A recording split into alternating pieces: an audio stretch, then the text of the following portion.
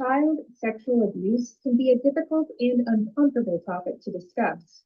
While we do our best to present information through a trauma-informed lens, we acknowledge that the content may be difficult for some to process. Everyone will respond differently. We encourage you to practice self-care. Mentally and emotionally prepare before beginning the course.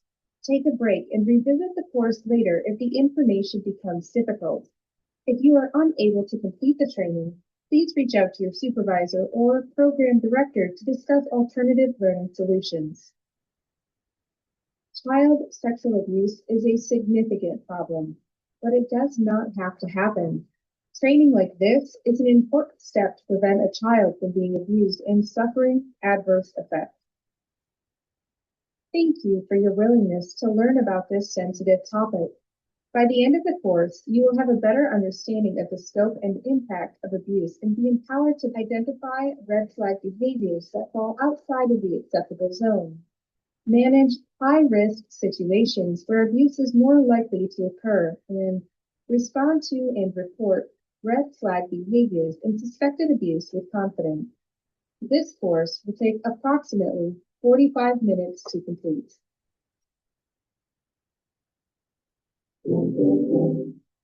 Lesson 1. Scope and Impact of Abuse. Child abuse is more common than you think. In fact, according to the Centers for Disease Control and Prevention, 1 in 4 females and 1 in 13 males will experience sexual abuse by the time they are 18 years of age. Contrary to many beliefs, it is not always the scary-looking stranger lurking in the shadow that abuses children.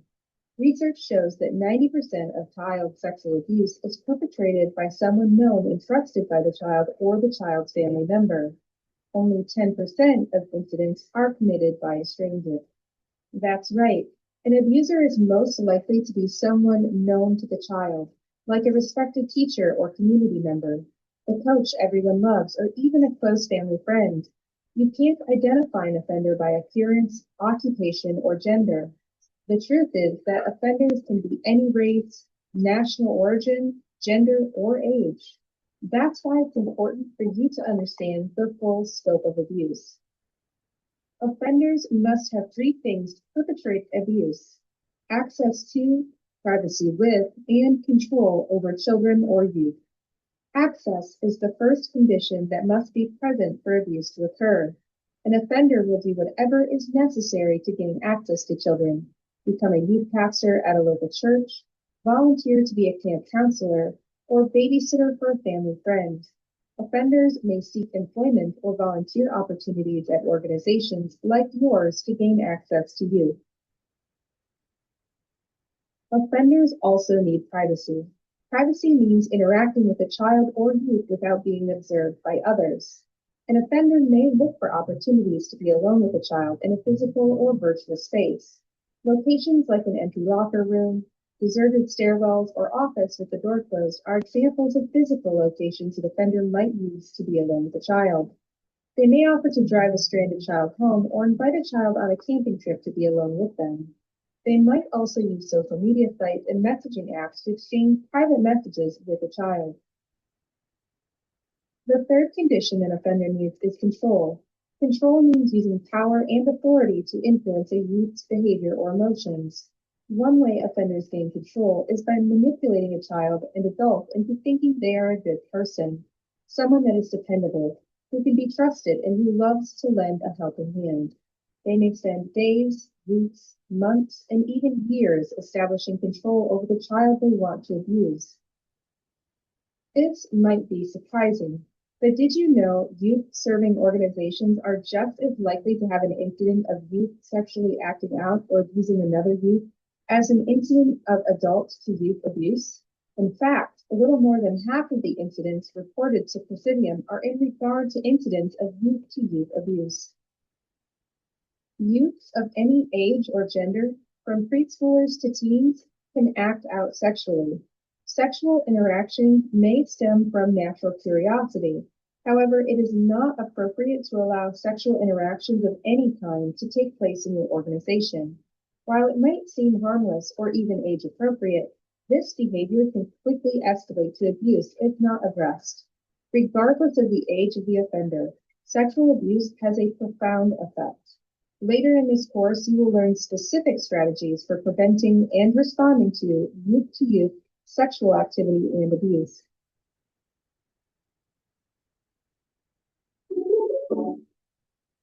Who's at risk? Youths with disabilities may require extra care and may not be able to protect themselves from abuse. Can you identify youths with behavior problems may be isolated from other youth, making them more vulnerable. And even if they disclose abuse, they may be dismissed or are assumed to be lying. Characteristics that may make youths more vulnerable. Youth who do not have positive adult and or parental relationships and put them at a higher risk. Youths who are shy and don't have many friends may be easier to influence and or control. These characteristics are not all-inclusive. Any child or youth can be at risk for abuse. The impact of abuse. Youth who experience sexual abuse may experience long-term effects of trauma. Abuse can affect how survivors feel about themselves and others. They may find it hard to trust. They might even find it difficult to form healthy relationships and suffer short and long-term emotional and behavioral problems, such as depression and substance abuse. For example, as an adult, survivors are 3 times more likely to suffer from depression. They are 4 times more likely to experience PTSD, as well as 4 times more likely to develop symptoms of drug abuse. Warning signs of child sexual abuse can manifest in a variety of ways, including psychological symptoms, behavioral changes, and or physical signs. Psychological characteristics can include anxiety, easily overwhelmed by everyday activities, withdraw from activities and friends, sudden loss of interest in activities they used to enjoy, avoid certain people. Behavioral characteristics can include self-harm, may develop eating disorders or physically harm themselves. Addiction, become addicted to prescription or illegal drugs. Fearful and or non-trusting of others, find it hard to develop healthy relationships. Sexualized behaviors, act out sexually or have knowledge of sex beyond their developmental level. Physical characteristics can include limited activity, finds it difficult to sit or walk, pain, complains of discomfort when using the bathroom, and infection, displays signs of a sexually transmitted disease. Keep in mind, not all children will exhibit the same signs of abuse. Any significant change in a child's behavior may be an indication that something is wrong. For example, you observe a child who has been on the A honor roll for the last year and now they are failing. Or a child who never got in trouble displays frequent behavioral problems. Just because a child exhibits these or other changes in behavior does not necessarily mean they are being abused. Sometimes when you notice a change in a child's behavior, the best thing to do is ask if everything is okay and report your observations and concerns to a supervisor. Susie loved basketball and always wanted to go to practice, but had suddenly expressed dislike for the game and avoids practice. Let's listen in as Susie and her coach talk. Hey, Susie, I noticed that you haven't wanted to go to basketball practice the last couple of weeks. Tell me about that. I'm no longer starting and barely get any playing time, so what's the point? But you love basketball. Is there anything else going on? I love basketball, but I just don't like practice. Why don't you like practice? I don't like changing in the locker room because some of the kids keep messing with me. In this situation, you may have uncovered a potential problem. Immediately report your observations and Susie's responses to a supervisor. Sexual abuse can have psychological, emotional, and physical effects on a survivor. These effects aren't always easy to deal with, but with the right help and support, they can be managed. Learning more can help you find the best form of care to begin the healing process. Keep in mind, not all survivors are affected in the same way, but the impact for all is real. If you or someone you know is a survivor of childhood abuse, there is help. With support, survivors of childhood abuse can heal. Select survivor resources to access impactful resources or select next to continue. So when I click on this, you're going to see they refer to the 988 that we have already talked about, but they also talk about the National Sexual Assault Hotline. And you can see that here, and they also have a website. 988.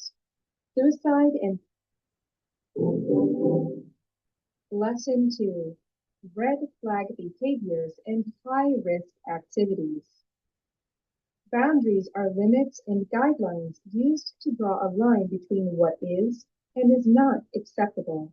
Oftentimes, offenders will cross boundaries with children and youth prior to the abuse. They do this to desensitize and test the boundaries of youth and other adults. Experts call this grooming. There are three types of boundaries: physical, emotional, and behavioral. Let's take a deeper look at each. Physical boundaries. An offender may test physical boundaries by touching a youth in acceptable ways, like sitting next to the youth, giving high fives, pats on the back, or side hugs. Once a youth becomes comfortable, the offender may gradually increase the frequency and types of physical contact. Sitting next to the youth might evolve into the youth sitting on the offender's lap. A pat on the back may evolve into a back massage. A side hug may evolve into a long front-facing hug. I'm going to pause here and bring up one additional policy that we have, and that, among others, but this one is hair grooming or styling. So if it's appropriate for a sport or activity, so someone needs help with a swim cap, someone is in gymnastics competition and there's some regulations about how their hair might have to be, then that would be done. Or kids just playing and their ponytails come out, they've lost a barrette, and their hair is just in the way. So a quick fix of that, and that's fine. But sitting with brushing, styling, braiding, grooming, we don't do that adult to kid, we don't do that kid to adult, and we don't do that kid to kid. Physical boundary violations can be so subtle. Before the youth realizes what is happening, the offender may pretend to accidentally touch the youth's private body parts. Emotional boundaries. An offender may test emotional boundaries by spending an excessive amount of time with youth to make them feel special, even loved. They may share personal information to make the youth feel they have a special bond or relationship. An offender may even act possessive or jealous when a youth spends time with others. When emotional boundaries are crossed, youth might find it hard to believe someone who loves them would abuse them. Behavioral boundaries. An offender may test behavioral boundaries by manipulating youth to do things they would not usually do, like keep secrets, lie to their parents, use drugs or alcohol, and watch pornography. The youth may think of the offender as a cool friend who treats them like a grown-up. When behavioral boundaries are crossed, youth may be reluctant to tell on the offender because they would have to disclose their inappropriate behaviors as well. There is an increased risk for abuse and false allegations when boundaries are crossed and inappropriate behaviors become the norm. Offenders may gain access, privacy, and control by crossing one or more of these boundaries. I want to pause there and talk about boundaries. So you're working at a staff team. You all work at the front desk.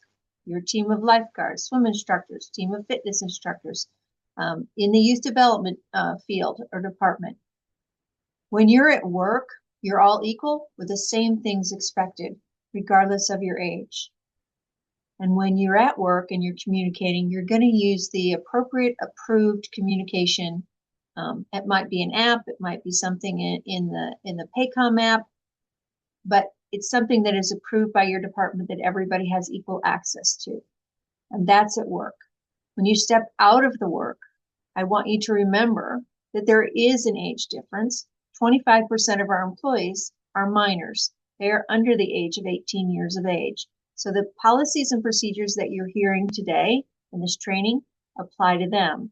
So there shouldn't be any connection to them, social media, shared phone call, having their personal phone number, going out with them in any way, shape, or form. They are minors. It is important to know and follow your organization's policies. It protects everyone. In addition to maintaining boundaries, it is important that you can identify behaviors that fall outside the acceptable zone. Think of the acceptable zone as behaviors that are acceptable in your organization. Behaviors like high fives, side hugs, and encouragement or praise statements are examples of behaviors that might fall within the acceptable zone in your organization. Red flag behaviors are behaviors that fall outside of the acceptable zone. Think of them as warning signs that a youth might be at risk for abuse. Red flag behaviors often go unreported, especially when an individual's behavior is appropriate 90% of the time. It can make it easy to overlook the 10% of the time when the behaviors fall outside the acceptable zone. So we want to raise up that 10%. Because it is easy to kind of rationalize and just kind of put that aside. But your gut will be telling you, the kids may be telling you they don't want to be with somebody or they don't want to go somewhere. So you need to be aware of that. We don't want that 10%. Most of the time, predators get to youth because the adults who are the gatekeepers opened the gate. That's what groomers may do, predators may do. They may groom the adults first. So in our job, when we're responsible for kids and their parents aren't here, we need to be their gatekeeper. Please do not dismiss the 10% that may happen that you know is against policy. Do not ignore behaviors such as excessive hugs, touches, roughhousing, sharing inappropriate information, and showing favoritism with a particular youth. When red flags are ignored, they could escalate into abuse or, at the very least, allow those behaviors into the acceptable zone. By reporting these concerns, you are not accusing anyone of being an offender. In fact, making sure these concerns are addressed is in the best interest of the adult crossing boundaries, so they are not falsely accused of abuse. Also, remember that youth-serving organizations are just as likely to experience an incident of youth-to-youth abuse as adult-to-youth abuse. So, watch for red flag behaviors in youth as well. So in this practice, we are going to move what is appropriate in the acceptable zone. Behaviors into the acceptable. High fives, giving praise, and side hugs. Great job. Remember, behaviors that belong in the acceptable zone are side hugs, giving praise, high fives. Red flag behaviors that cannot go in the acceptable zone are excessive hugs, excessive touching, share too much, and favoritism. Not all red flags look the same. They can often differ based on the age of the offender. It is important to be able to differentiate a variety of red flags. Examples of adult-to-youth red flags can look like a volunteer acts more like a youth than an adult role model, talks with minors privately through social media, a coworker meets with kids in private with the door closed, frequently tickles and hugs youth, or makes inappropriate comments or jokes. To review, boundary crossing and red flag behaviors are very complex and differ among cases, but research shows that although child sexual abuse cases differ, behaviors leading up to the abuse remain common. Researchers have categorized these behaviors into 3 levels of concern: enhanced, moderate, and high risk. Each category representing behaviors that could lead to a case of child sexual abuse. Enhanced risk behaviors are roughly 2 times more likely to lead to abuse. Moderate risk behaviors are roughly 4 times more likely, and high risk behaviors being at least 6 times more likely.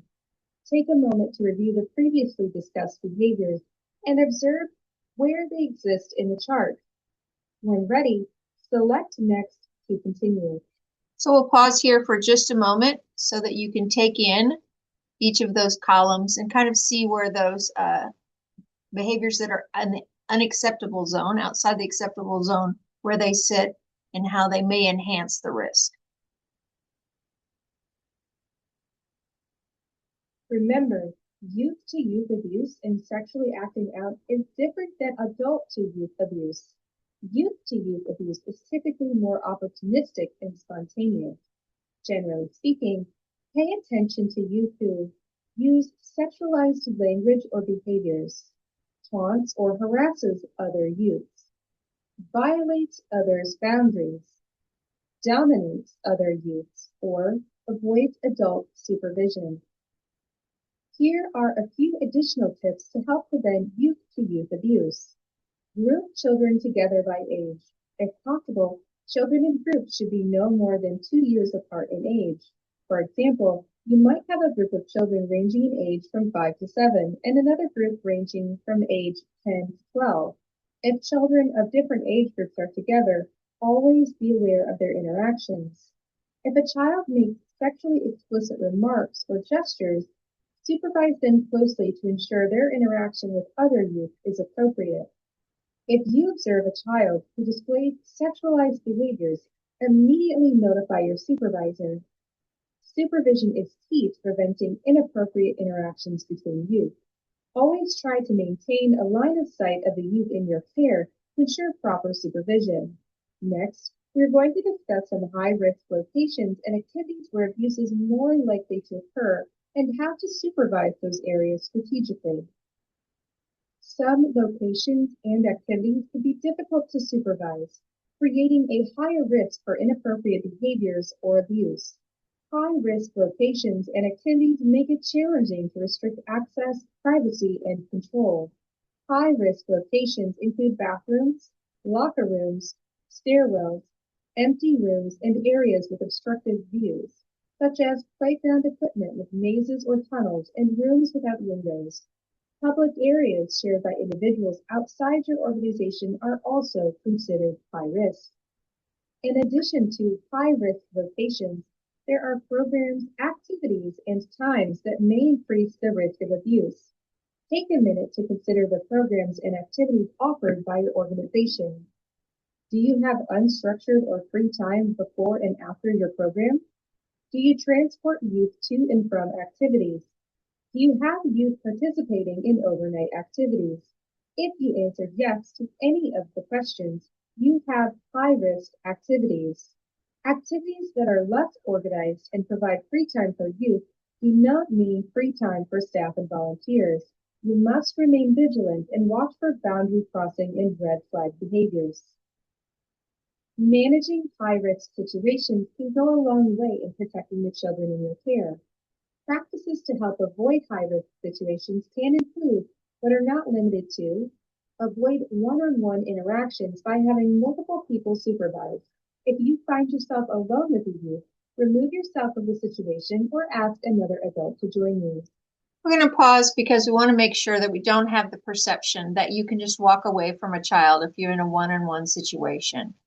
We're going to invoke the rule of 3. There should always be 3 when we talk about working with youth. So that can be 1 adult and 2 kids, 2 adults and 1 kid, but at minimum there needs to be 3.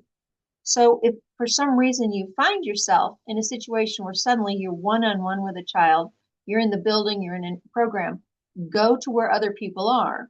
But also your department should have some way of communicating to be able to bring help to you. So let's say that you're in the child watch and for some reason you ended up with 1 child at the end of the pickup and a coworker left early and didn't really think through what might happen. Call on the walkie-talkie and say, I'm in a rule of 2 situation. I need a third. Other people carrying those walkie-talkies in other departments should free themselves up to go assist you. So also, rule of 3 is not just a supervisor's job or a program director's job. Anybody walking down the hall, you see a camp counselor, you see somebody with a youth, and maybe they're taken to the restroom or walking them from program to program, and you can tell that it is a Y staff person with 1 child. You can stop and say, I see you in a rule of 2 situation. I'm going to be your third. Where are you headed? Or I see you in a rule of 2 situation. Why don't you stop here? I'm going to help you get a third. Everybody has a responsibility to make sure the rule of 3 is maintained within our organization. Designate isolated areas as off limits except with adequate supervision, such as bathrooms, stairwells, or empty rooms. Lock unused rooms and closets. Be an active presence during transport. Do not nap or use your headphones. Provide some structure by allowing youth to select from a small number of activities. Then ensure that they're adequately supervised. Can you think of a time when you observed an interaction with a youth that made you raise an eyebrow or think to yourself, something's just not right? What actions did you take? As someone who cares for or provides service to youth, you have a responsibility to do all you can to keep them safe. Responding to and reporting red flag behaviors and reporting suspected abuse is critical in creating and maintaining a safe environment for everyone. By responding, you may save the youth from the effects of abuse.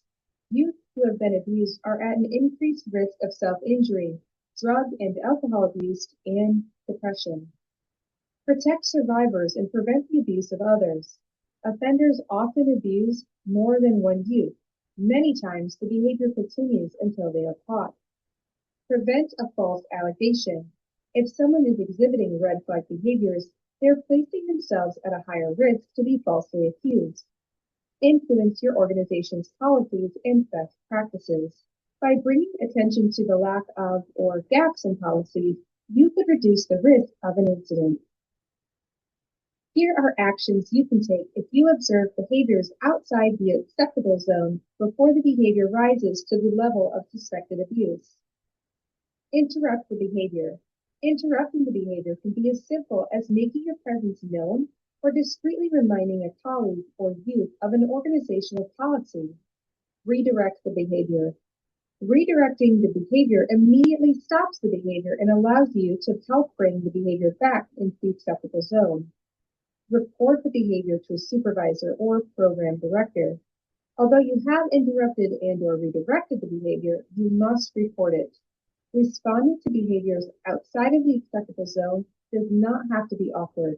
Let's watch an adult-to-youth interaction and experience appropriate ways to respond. Matthew is a 24-year-old new employee who joined the team 2 weeks ago. Jill is a shy 5-year-old girl. You observe Jill sitting in Matthew's lap as he reads a book. Select each button to experience appropriate ways to respond. So we're going to talk about this interrupt and redirect. And when I go through that earlier, just a minute ago, they said it didn't have to be awkward. But I'll just tell you the example they use is a little bit awkward. We're not going to take somebody into an office and they're going to do a youth-to-youth one. We're not going to take them in office. They talked about just discreetly saying to your coworker, and again, not a supervisor has to do this all the time. A coworker can do that. So let's look at what interrupt looks like. Hi, Matthew. I observed Jill sitting in your lap. Remember, that is against policy. So that's interrupt, redirect. Sorry, that is factual, but maybe not helpful. Let's look at redirect. It's great to see you reading a story to Jill. Why don't you have her sit next to you so others can enjoy the story as well? And that is more on point about what we're looking for of how we redirect, but we want a little bit more. So we want a combination of redirect with part of that interrupt. So at the end of this, we would add, why, remember it's against policy. So again, we would do that. So let's watch the next one. Select. Elizabeth is an outgoing 10-year-old girl who has been in the program for 2 years. Amanda is a creative teenager who is new to the program. You observe them in a corner using the naptime blankets to build a fort where they cannot be seen. Select each button to experience appropriate ways to respond. Interrupt, redirect. Here's interrupt. Hi, Elizabeth and Amanda. Remember, the blankets are only for nap time. And here's redirect. Hi, Elizabeth and Amanda. Mr. Matthew is reading a story to Jill. How about you join them? And remember, the blankets are only for nap time. We're looking for a combination of those two, a way to make sure they can get redirected, but also a reminder about the reason why they're being redirected. In both scenarios, Behaviors were immediately interrupted and redirected, but our work is not done. We must report the behaviors. The sooner you respond to and report red flag behaviors, the more likely you are to prevent abuse.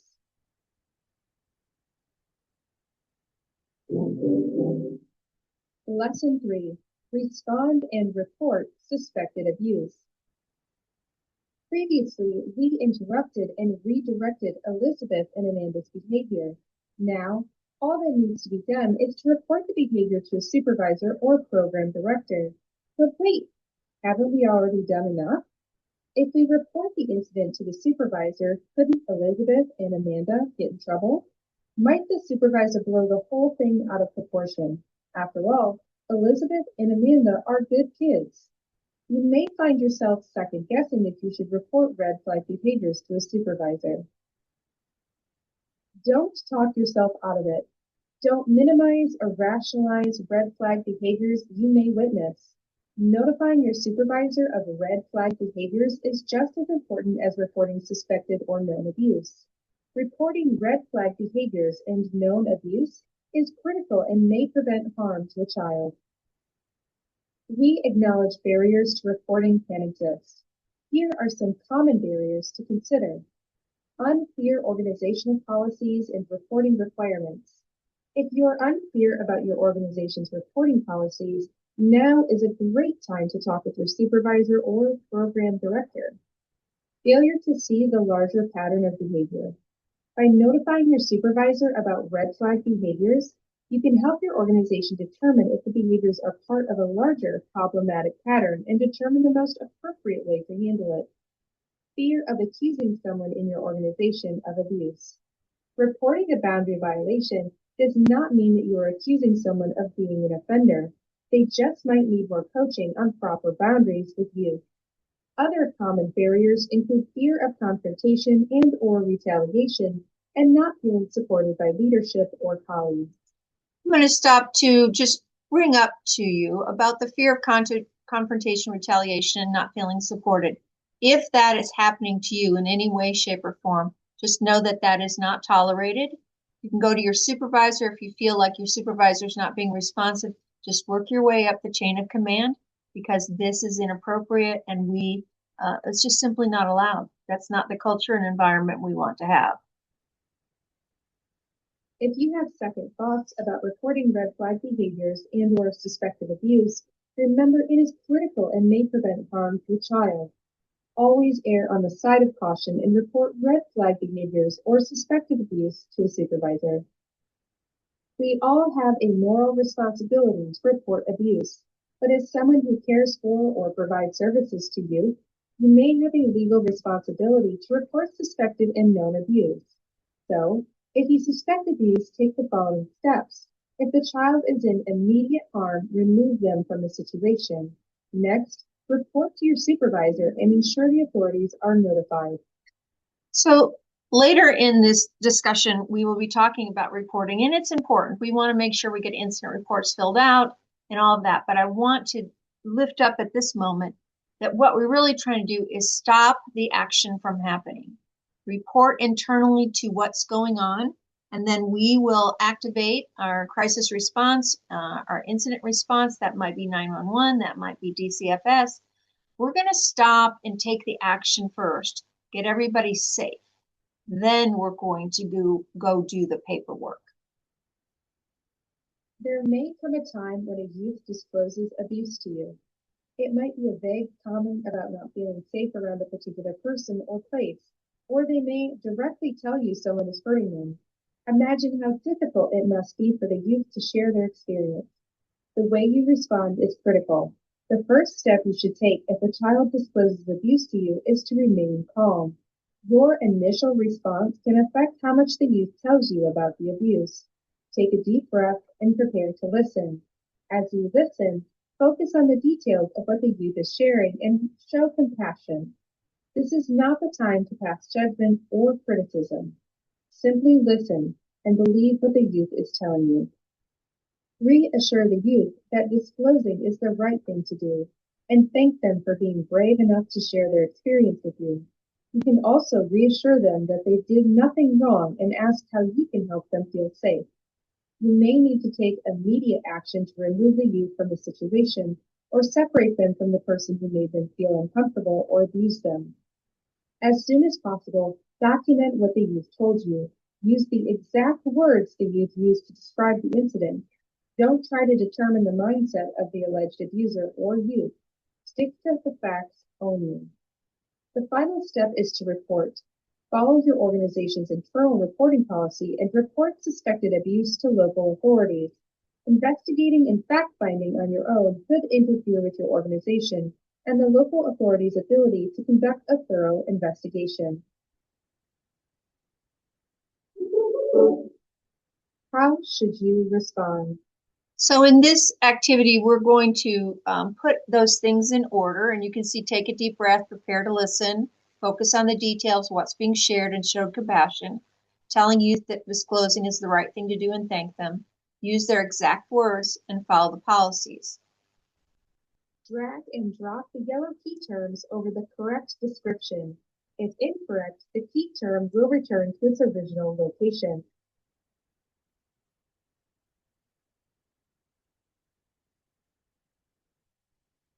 Well done. So we're going to pause here to just take this in, because I'm just going to give you some real life examples. This does happen more often than you would think because people feel safe at the Y. Employees make them feel safe. They feel safe there, they feel like they're belonging. So sometimes it just happens. They just make the decision, and it's not just kids. So real life situations, kid walks up to a gym supervisor and just simply says his dad is beating him. He's been playing basketball there for 2 years and never said anything. We've had members, youth and adults and youth, come up to the desk and say that they're in danger. They don't feel safe. We've had people who are part of a fitness class walk up and tell somebody that they're unsafe, they're being hurt. We've had them tell lifeguards and swim instructors and gymnastics instructors. This is everybody, and it's every age. It's so important what you do. So I just want you to take this in. Remain calm and listen and reassure, and then stop. And let's address what's going on. Let's get people safe. Let's activate the internal structure. Everybody will come and help you. We'll do what we need to do. And then again, we'll document and we'll report.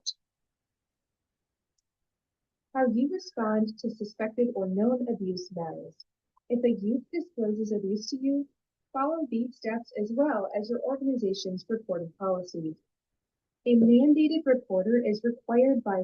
So I'm just going to share with you that the YMCA is a mandated reporter organization by law. And that means that you, as our agents or employees or volunteers, you're also a mandated reporter, which means that we don't investigate. We just have a suspicion.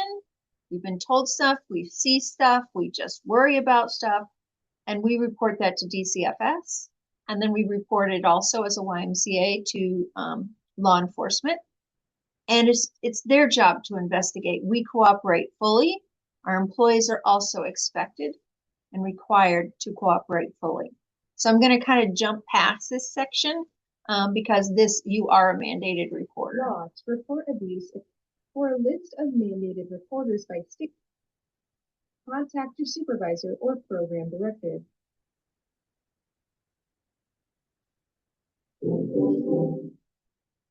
At Praesidium, we believe child abuse is preventable. In fact, everything we do is to bring awareness and provide abuse prevention knowledge to organizations like yours.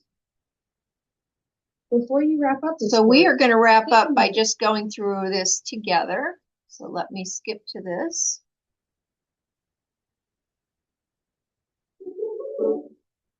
An offender must have access, privacy, and blank in order to perpetrate abuse. I'm hoping that you thought about the word control. Then, correct. An offender requires access, privacy, and control in order to perpetrate abuse. An offender may test emotional boundaries by encouraging a youth to spend time with others. Select the best possible answer, then select the submit button. True or false? So this one tends to be a little bit of a head noodler because it's written a little oddly, but the answer is false. And the reason the answer is false is a predator or somebody who's grooming somebody doesn't want them to spend time with others. They want them to spend time with them.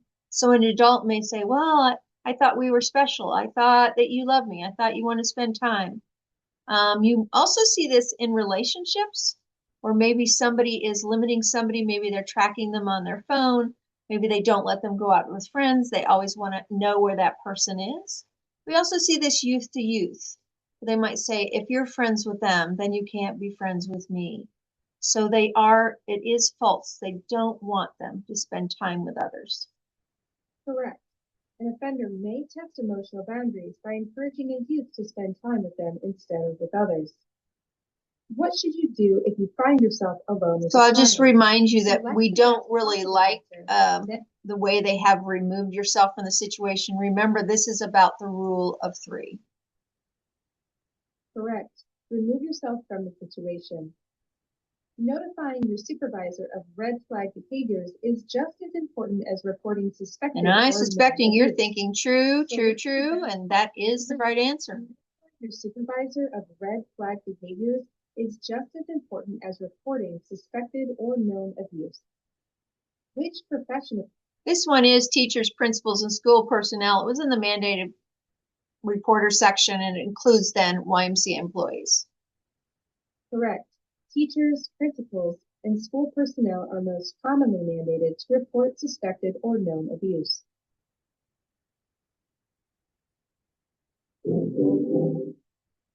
The work you do matters. Your dedication and commitment can make a difference in the lives of children in youth in your care. By partnering with Praesidium, you've taken the next step in stopping abuse before it starts. Thank you.